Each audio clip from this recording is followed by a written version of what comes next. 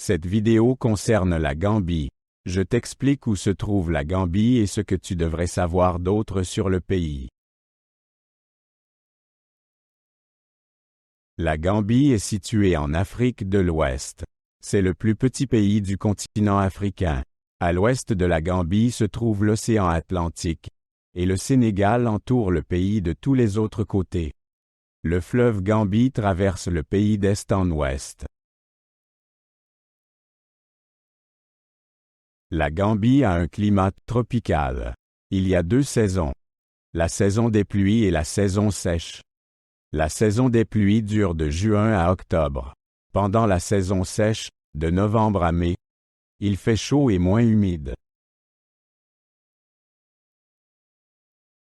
La Gambie a obtenu son indépendance du Royaume-Uni en 1965. Elle a été un lieu important pour le commerce des esclaves au XVIIe siècle. En 2016, les 22 ans de règne du président Yahya Jammeh ont pris fin. Il a fui en exil après avoir perdu les élections. La population de la Gambie est très jeune.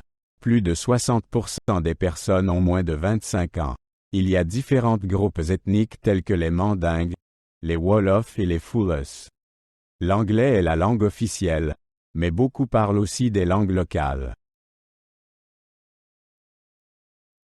Banjul est la capitale de la Gambie. Elle est située sur une île à l'embouchure du fleuve Gambie. Banjul a un port important pour l'exportation d'arachides, un produit principal du pays. L'économie de la Gambie dépend fortement de l'agriculture. Les arachides sont le principal produit d'exportation. Le tourisme joue également un rôle important.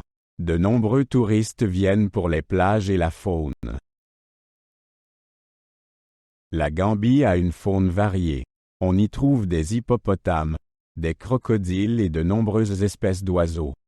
La réserve naturelle d'Abuko est une zone de conservation bien connue.